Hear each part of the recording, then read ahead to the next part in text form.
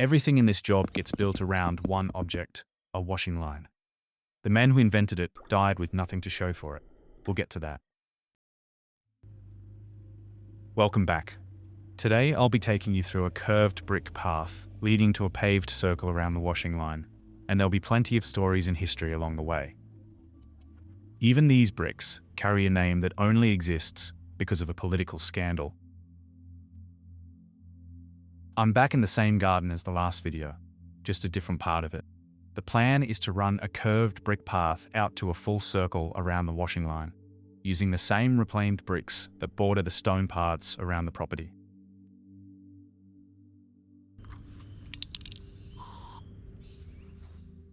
It's worth talking about why this is a circle at all, because it didn't have to be.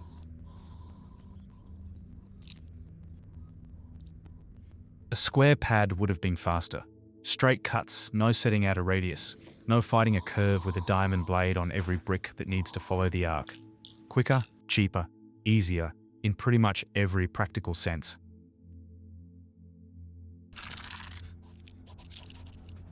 But a square doesn't do anything for the eye. It just sits there.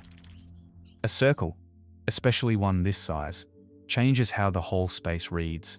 It draws you toward the center instead of just marking out a rectangle of ground, and it echoes the actual shape of what's going in the middle of it, a hoist that rotates. Function and form lining up instead of fighting each other. There's also something nicer about a circle in a backyard. A square says utility and stops there. A circle feels like a destination. It invites you in rather than just marking out where the edge is. Even before anything's placed in the middle of it, it already suggests the space is meant for a purpose. So the harder option won here, purely on how it looks and how it'll feel to stand in, not because it was the easier choice. To allow for the base, bricks and mortar, I have to dig down 200 millimeters from what we want the finished height to be. In this case, we want the paving to sit slightly higher than the grass. This will give a good edge to run the trimmer along and make the mowing process a little easier. This is what my feathered friends have been hanging around for, although based on length, this one's bordering on more of a snake than a worm. As we spoke about in the last video, this grass is relentless, which is one of the main reasons I'm going to be setting the whole paving job on mortar. If I just went with sand, the grass would quickly find its way in and become a real nuisance to remove. Using mortar completely stops this issue. To make things easier in the future, I'm going to put in a 50mm PVC pipe under the path. This will allow any irrigation or wires to be run through easily down the track. I highly recommend doing this. It's a small detail that could save hours of work later on.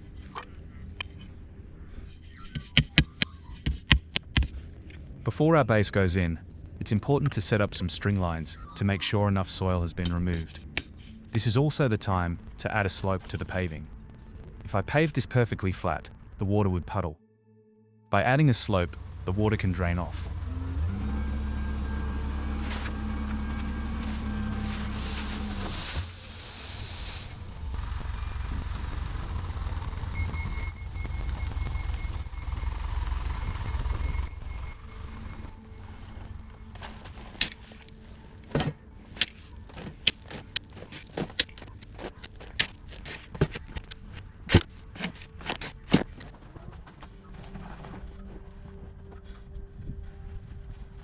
I've covered base prep in enough past videos that I'll skip the repeat here, but there are plenty of tutorials on the channel if you want the technical detail.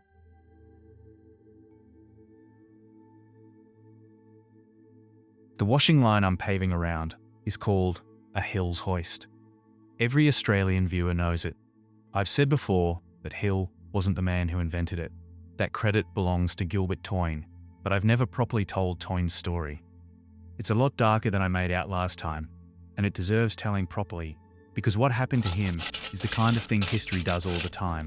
It gives the fame to the person who arrived last.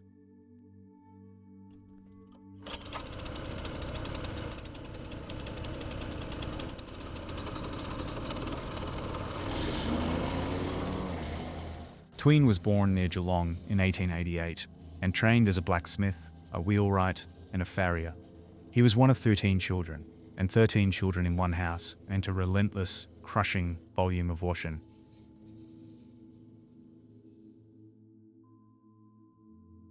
Monday was wash day, an entire day given over to it.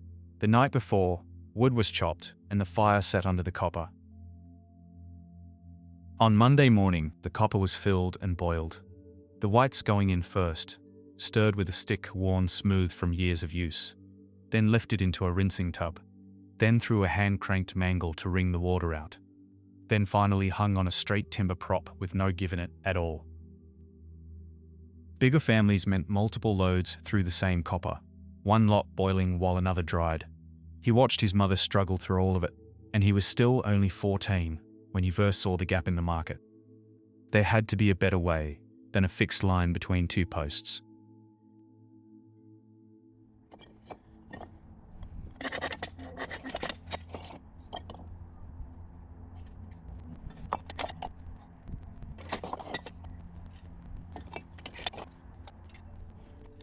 That's what makes Toyne's invention feel so inevitable in hindsight. It wasn't some abstract engineering challenge dreamed up in a workshop. It came straight out of daily life, out of repetition, out of the kind of work that wears people down one Monday at a time. When you're spending hours just washing, wringing, and hanging a family's clothes, even a small improvement stops being a convenience and starts being a release valve. A fixed line filled up fast and only caught the weather from one side. A rotary line gave you more drying space in the same footprint and could turn with the sun and wind. But the real advance was the winding gear, the ability to lower the line when you were hanging the clothes, then raise it back up out of the way when you were done. Not just a better line, a better use of space. In 1911, with a fellow blacksmith named Lambert Downey, Toyne patented the first version and launched a business to build it, marketing it at local agricultural shows. It started working.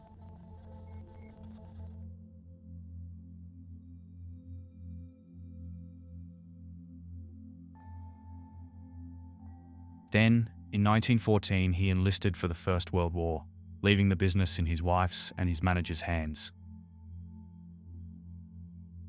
In 1916, on the Western Front in France, he was gassed, then buried alive when a shell hit close enough. He survived both.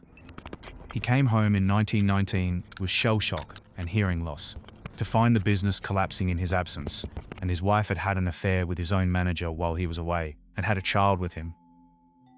The life he had built was gone. There's something brutal about the timing of it. He leaves to serve, comes back physically damaged and mentally shattered, and finds that the thing he built to make life easier has been pulled apart while he was gone.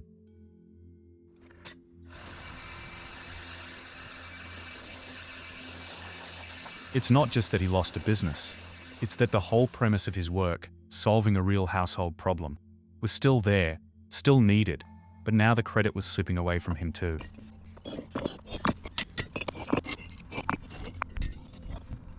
But Toyne kept going.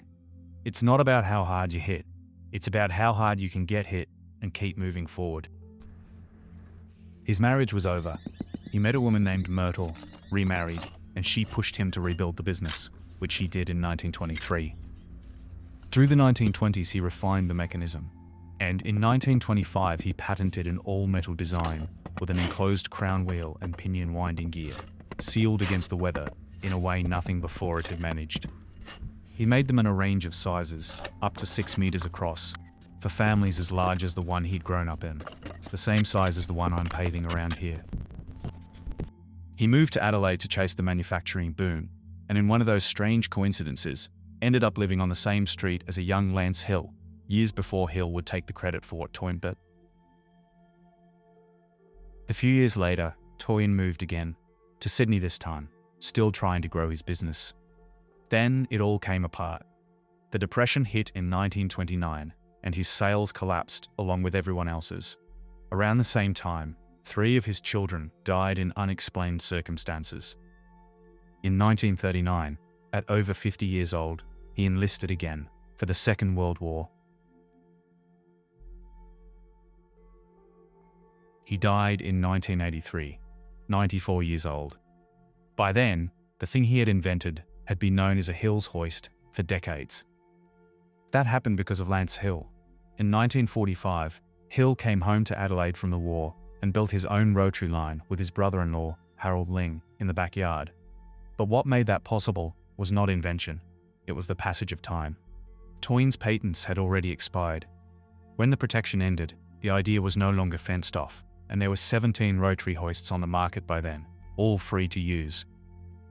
So Hill and Ling did not have to start from nothing. They could take the mechanism Toyne had already developed and patent their own version commercially. Toyne had done the hard part, the invention, the testing, the refinement. Hill arrived when the legal wall had fallen. What Hill did well was turn it into an empire. Through the late 1940s and into the 1950s, his company manufactured and marketed the design nationally, beating every one of those other 16 competitors, until Hill's name came the name people used for the whole thing, the way a brand name swallows the object itself.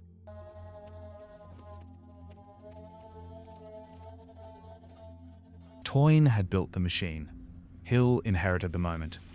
When the legend becomes fact, print the legend.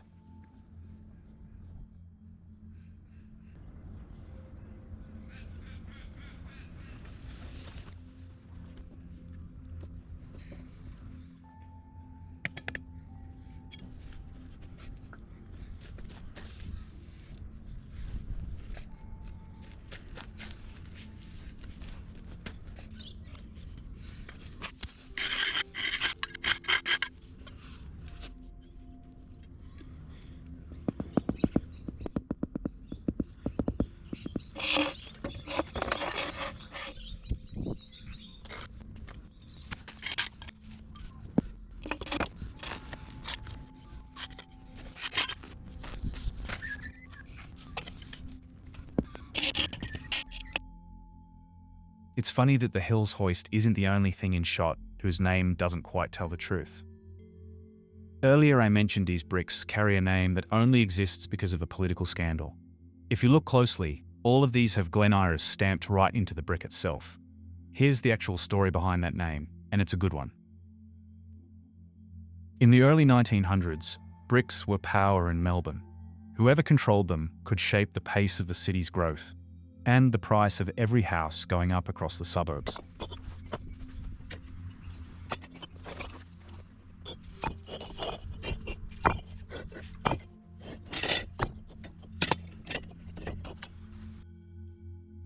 At the centre of it was Sir Thomas Bent, Premier of Victoria, land speculator, and one of the most controversial figures in Victorian politics. Oh, whoops. Sorry, wrong picture. If you controlled the supply, you controlled how fast Melbourne could grow. Houses, factories, streets and suburbs all depended on a material most people never thought about until it was missing or too expensive. Bricks weren't glamorous, but they were leverage. Bent looked at the brick industry and saw a cartel, a tight group of major brickmakers keeping prices high. So in 1904, the government bought 30 acres of land in Thornbury, and in 1905, Bent pushed the idea of a state brickworks. The message was simple: lower the price, or the government will make its own bricks. The bluff worked. The land was cleared. Buildings went up. The private brickmakers blinked, and the price of bricks dropped from 40 shillings a thousand to 38. Bent had not just talked tough, he had moved the market without finishing a single brick. But the land then became a political stain. The Auditor-General questioned whether the money had really been used for the purpose Parliament had been told, workers' housing, and Bent was later found to have misled Parliament. The scandal helped drag down his government in 1908 and left the Thornbury site behind like a piece of unfinished business. Years later, another cast of characters stepped in. Builders who were angry, practical, and done waiting for the market to change on its own. The Glen Iris Brick, Tile and Terracotta Company was formed by disgruntled builders. They were people who needed bricks, not speeches. Their first plan was to operate from Glen Iris itself. The local councils and the existing brick interests blocked access.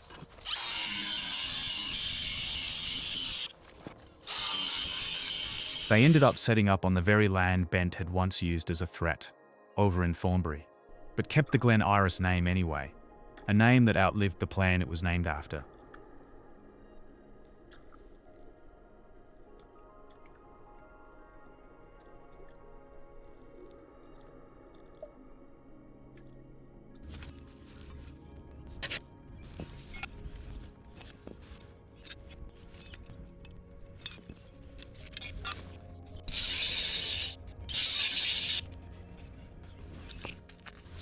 In 1912, the Murray government, the same political force that had opposed Bent's original scheme and launched a royal commission into it, leased the Thornbury land to the Glen Iris Company.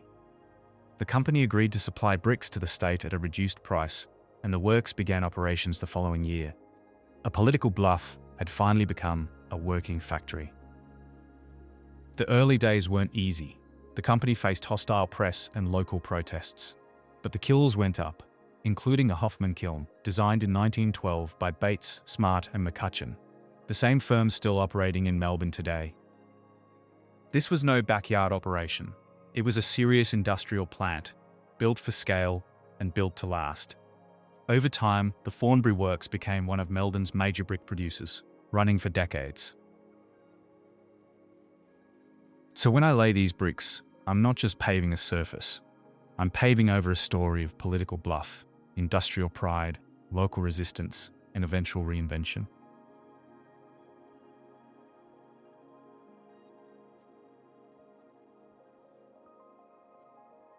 You may have noticed me using a piece of string with a knot in it to guide the circle. I didn't mention it at the time because I had gone off on a tangent, but it's worth a moment. Egyptian surveyors used a knotted rope to mark out fields, foundations and circles thousands of years ago. They would pin one end at a fixed point, pull it taut, walk it round, and get a perfect circle. It's the same trick I was using with that string attached to the base of the clothesline.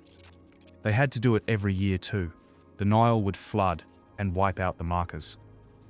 Whole fields would get covered under water and mud. Then back out came the ropes to reset it from scratch.